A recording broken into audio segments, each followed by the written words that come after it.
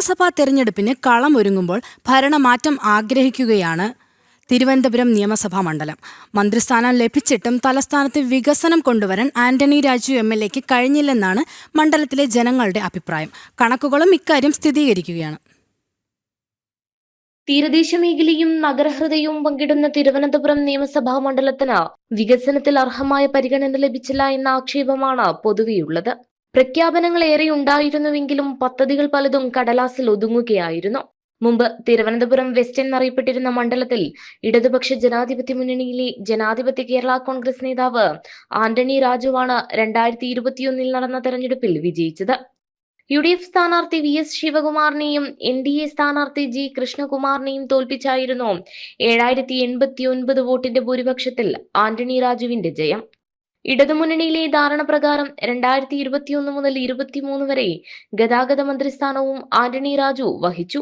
ഈ കാലയളവിൽ ഗ്രാമവണ്ടി മുതൽ AI ക്യാമറകൾ ഖ്യാതി നേടി എന്നാണ് MLAയുടെയും സർക്കാരിന്റെയും അവകാശവാദം. എന്നാൽ എല്ലാം പൊള്ളയായ വാദങ്ങൾ മാത്രമാണെന്നാണ് ജനങ്ങൾ തന്നെ പറയുന്നത്.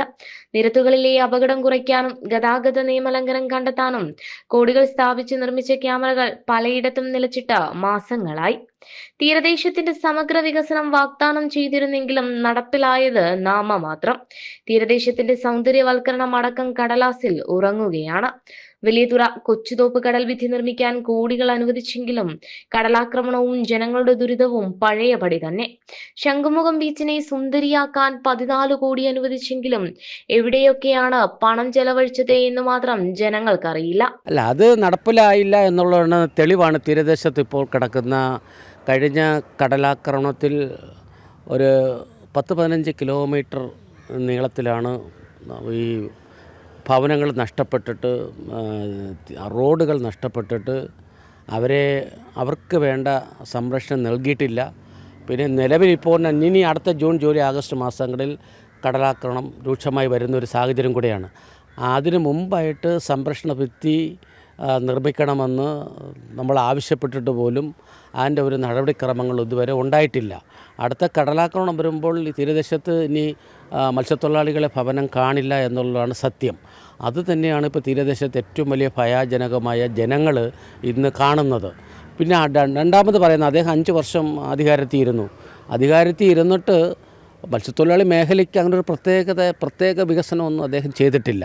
അദ്ദേഹം ഭയങ്കര വാഗ്ദാനങ്ങൾ ചെയ്താണ് മത്സ്യത്തൊഴിലാളികൾ വോട്ട് ചെയ്തതും ആഗ്രഹിച്ചതും. പക്ഷേ അതിനൊത്ത് വികസനം തീരപ്രദേശത്ത് നടന്നിട്ടില്ല എന്നുള്ളതാണ് യാഥാർത്ഥ്യം. കാരണം ഉദാഹരണങ്ങൾ തന്നെയാണ് നമുക്ക് ധാരാളം പറയാനുള്ളത്. നമ്മുടെ ഈ വെട്ടുകാട് പ്രദേശം, വലിയതുറ പ്രദേശം, ഈ പറയുന്ന ഗ്രാമങ്ങളൊക്കെ കൊച്ചുതോപ്പ് പ്രദേശം, മത്സ്യഗ്രാമം, അദ്ദേഹം പ്രതിദാനം ചെയ്യുന്ന തീരദേശ മണ്ഡലമാണ് കേരളത്തിൽ നിന്ന് ഏറ്റവും വലിയ തീരദേശ മണ്ഡലം എന്ന് പറയുന്നത് തിരുവനന്തപുരം മണ്ഡലം എന്ന് പറയുന്നത്. പക്ഷേ അവിടെ ഒരു വികസനവും നടന്നിട്ടില്ല എന്നുള്ളത് സത്യമാണ്. ഇങ്ങനെ കോടികളുടെ പദ്ധതിയാണ് മണ്ഡലത്തിലുടനീളം പലതിനുമായി വാഗ്ദാനം ചെയ്തത്.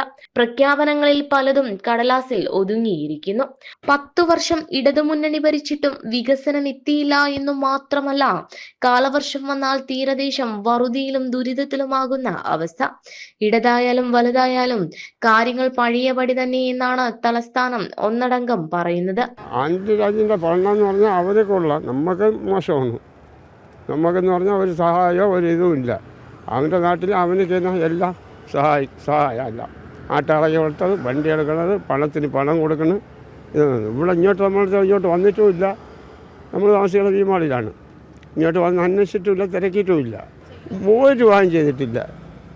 എത്രയും വീടുകളെല്ലാം ഇടിഞ്ഞെല്ലാം കിടക്കണം, അങ്ങനെ ഇങ്ങനെല്ലാം കിടക്കണം ഈ കടൽ തീരെ. അങ്ങനെ ഒരു വീട് എടുത്തിട്ടില്ല. മാറി വരാൻ വേണ്ടി ഇതല്ലേ സ്വഭാവം. പിന്നെ എങ്ങനെ മാറി വരും? ജനങ്ങളുടെ കയ്യിലാണ് ഇരിക്കുന്നത് വിജയും തോപ്പും. അതിപ്പോൾ ചെയ്യണമെന്ന് പറഞ്ഞപ്പോൾ വീട്ടിൽ ഏതെങ്കിലും കുടുംബത്തിൽ വന്ന ഒരു സഹായമോ എന്തെങ്കിലും ചെയ്യണ്ടേ? അതില്ലാന്ന് പറഞ്ഞാൽ എന്തെങ്കിലും. NDAയുടെ വികസിതാനന്ദപുരി എന്ന പ്രഖ്യാപനത്തിലും നഗരസഭയിലെ മാറിയ ഭരണത്തിലുമാണ് ജനങ്ങളുടെ പ്രതീക്ഷ.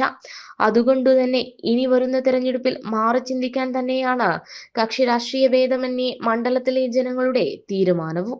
ജനം, തിരുവനന്തപുരം.